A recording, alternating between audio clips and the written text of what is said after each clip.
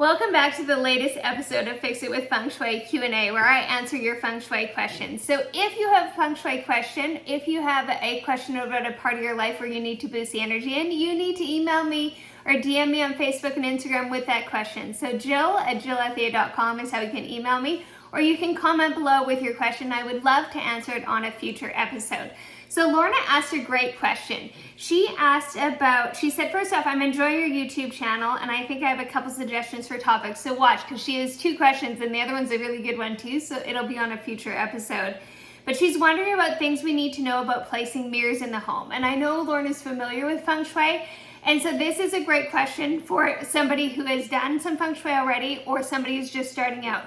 Mirrors are a wonderful way to double the energy in certain parts of our home and to also reflect the energy. So when we talk about reflecting the energy, we're actually talking about using a mirror at the front entrance area. So inside your front door, when you walk in, you want to have a mirror on the right side or the left side of the front entrance, if possible. If you can't do that, have a mirror on the wall that the door is on. You want this mirror to be as big as it possibly can be, because all of the energy in Feng Shui comes in through the mouth of Qi, our front door, and that's how energy flows into our home, and that's how energy flows into different parts of our life, and that's how our personal energy is boosted. So we want to get the energy in the front door to begin with, which is why we have front entrance mirrors.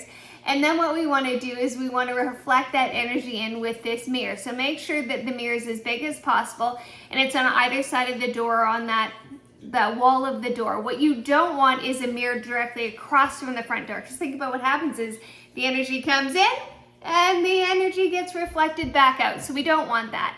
If you have a situation where you have like mirrored closet doors, unless you really want to change them, a cure that you can do really quickly and easily is put a mirror or small convex mirrors on the baseboards of where that door is, or a mirror on either side of the door, and it'll reflect the energy back in, so it kind of bounces, right? So that's the way to cure that quickly. And that's what I love about the version of Feng Shui that I teach, is you don't necessarily have to like move things and change things in a very significant way. There's small cures that we can always do to keep the energy flowing. So at that front door, as big a mirror as possible, reflecting that energy into your home.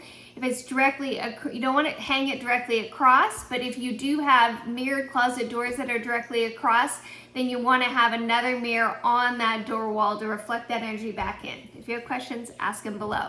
The next place we want to always have a mirror is wherever we have our dining table. So sometimes that's in a formal dining room, and sometimes that's in, a more open space, depending on the layout of your home. But if you can, you want to hang a mirror that reflects your dining table. It's like doubling abundance in the wealth of food and family and communication, like everything that dining room table represents. So if you can, you always want to hang a mirror across from your dining room table. The other place that we put a mirror in Feng Shui is above your range, above your oven and stove. And this is doubling your wealth, because that's a money energy area as well. There's 3 money energy areas in your home, and your range and your oven is one of them. So if you can, you want to put a mirror above your range or something shiny there, like a mirror that will reflect and double this wealth, okay? There's so many places we can put mirrors. Mirrors are such a great tool in Feng Shui. If you have a fireplace, and if it is not in the back middle of your home, the back third of your home in the middle, that's the self-discovery area, that's the fire energy area. So we don't want to have a mirror in that energy area. So just take a look in your home and go, do I have a mirror in the back third of my home from the front door in the middle? If you do, we want to remove that mirror. If you have a fireplace in that area, great, leave it as is. If you have a fireplace in any other part of your home, you actually want to hang a mirror above it, or put something crystal there, like glass-like, in order to tone down the energy, because fire energy is very yang, it's very busy, it can be very combative, so we want to tone the energy down a little bit with a mirror. If you can't put a mirror there, then add some crystal or glass decor. There is somewhere where we don't want mirrors, and that is in our bedrooms. We don't want to have a mirror that when we're laying in bed that we can see ourselves in, or we sit up and we can see ourselves in. Why don't we want that? Well, mirrors reflect energy, they double energy, and they actually create instability in your bedroom because of what they do to the energy. So if you can remove that mirror from your bedroom, great.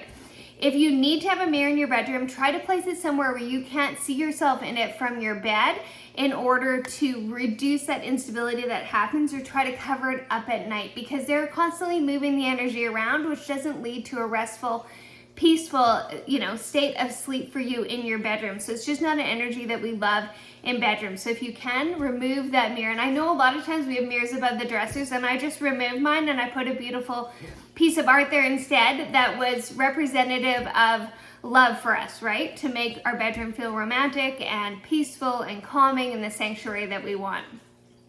The one thing you're gonna watch when you're hanging mirrors in your home is you don't want to cut the head off of any of the people in your home. So take the tallest person in your home and make sure the top of the mirror doesn't cut them off right here. It's like cutting off their wisdom.